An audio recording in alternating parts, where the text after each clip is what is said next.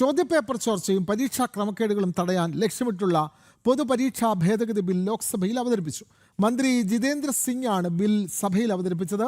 Bill പാസാക്കാൻ സഹകരിക്കണമെന്ന് സർക്കാർ ആവശ്യപ്പെട്ടെങ്കിലും പ്രതിപക്ഷം അകാരണമായി സഭാ നടപടികൾ തടസ്സപ്പെടുത്തി.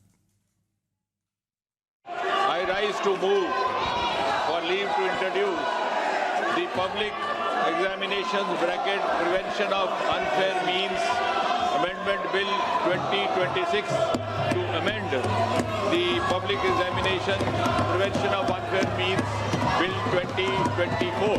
ചോദ്യപേപ്പർ ചോർച്ചയ്ക്കും പരീക്ഷാ തട്ടിപ്പുകൾക്കും തടയിടാൻ ലക്ഷ്യമിട്ടുള്ള അത്യന്തം നിർണായകമായ നിയമനിർമ്മാണ നടപടികളിലേക്ക് രാജ്യം കടന്നു. പൊതുപരീക്ഷാ ഭേദഗതി ബിൽ ലോക്സഭയിൽ അവതരിപ്പിക്കപ്പെട്ടതോടെ തട്ടിപ്പുകാർക്കും മാഫിയകൾക്കും കടുത്ത ഭീഷണിയാണ് ഉയർന്നിരിക്കുന്നത്. എന്നാൽ ബില്ലിലെ സുപ്രധാന ചർച്ചകൾ തടസ്സപ്പെടുത്താൻ പ്രതിപക്ഷം ശ്രമിക്കുന്നതിനെതിരെ രൂക്ഷമായ ഭാഷയിലാണ് പാർലമെന്ററി കാര്യമന്ത്രി കിരൺ റിജിജു പ്രതികരിച്ചത്.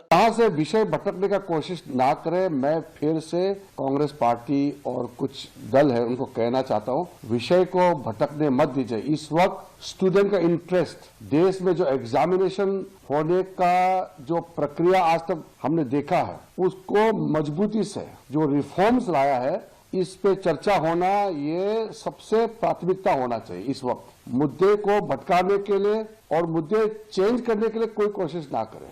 इस वक्त स्टूडेंट का वेलफेयर, स्टूडेंट का फ्यूचर और स्टूडेंट का इंटरेस्ट. രാജ്യത്തെ ദശലക്ഷക്കണക്കിന് യുവാക്കളുടെ അധ്വാനത്തിന് വില കൽപ്പിക്കുന്ന സർക്കാരാണ് കേന്ദ്രം ഭരിക്കുന്നത് എന്നതിന്റെ തെളിവാണ് ഈ പുതിയ ഭേദഗതി ബിൽ. പരീക്ഷകളിൽ ക്രമക്കേട് നടത്തുന്നവർക്കെതിരെ തടവ് ശിക്ഷയും വൻതുക പിഴയും ഉറപ്പാക്കുന്ന കർശന വ്യവസ്ഥകളാണ് ബില്ലിലുള്ളത്.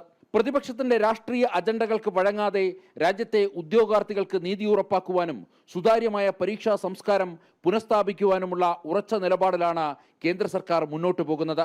ക്രമക്കേടുകൾ കാണിച്ച് രാജ്യത്തിന്റെ ഭാവി തലമുറയെ വഴിതെറ്റിക്കാൻ ശ്രമിക്കുന്ന ശക്തികൾക്ക് കടുത്ത പ്രഹരമായിരിക്കും ഈ നിയമം. രാജ്യത്തെ ഉദ്യോഗാർത്ഥികൾക്കും രക്ഷിതാക്കൾക്കും പൂർണ്ണ ആത്മവിശ്വാസം നൽകുന്നത് കൂടിയാണ് സർക്കാരിന്റെ ഈ നടപടി. ജനം, ഡൽഹി.